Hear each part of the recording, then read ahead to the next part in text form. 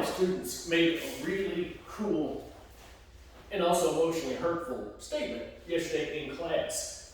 She pointed out that we have a lot of these traditional stances in our Ishinu program. She's actually in both our Ishinu and our Uechi karate programs, and excellent martial arts, very hard worker.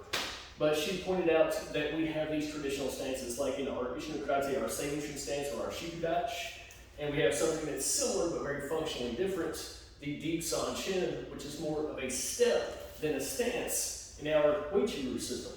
And she pointed out that in a cartoon Avatar, the Legend of Korra, that there's a debate between people about the traditional stances, the older stances that don't work, and then the more pliable but perhaps less stable or slightly differently purposed stances of the more modern way of doing things. So number one, she described that cartoon as old, and that hurts. I don't know what to do with that emotionally, so I'm just going to push it down and not think about it like a good strong man that I am, and I'm not going to cry anymore on camera, third take.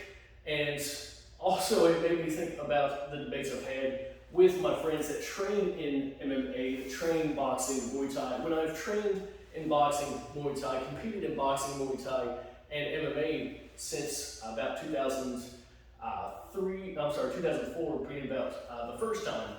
But there's a really interesting dichotomy here in our training. And I think it is actually one of the problems that we see in modern karate training. The Iron Budo channel just put out an excellent video on this.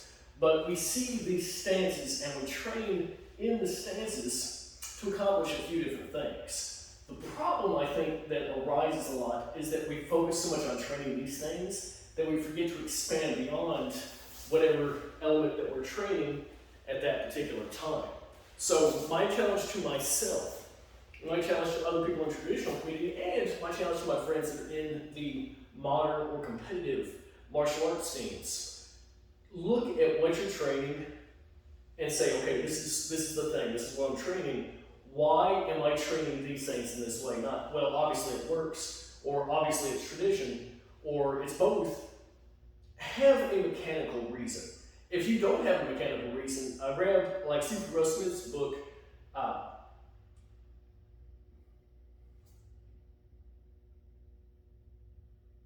Principles and Skill Development of Traditional Martial Arts. It's going to help you have the verbiage to understand what you're actually looking at. It gives you the tools to describe, which in turn can lead to a functional definition of what you're doing.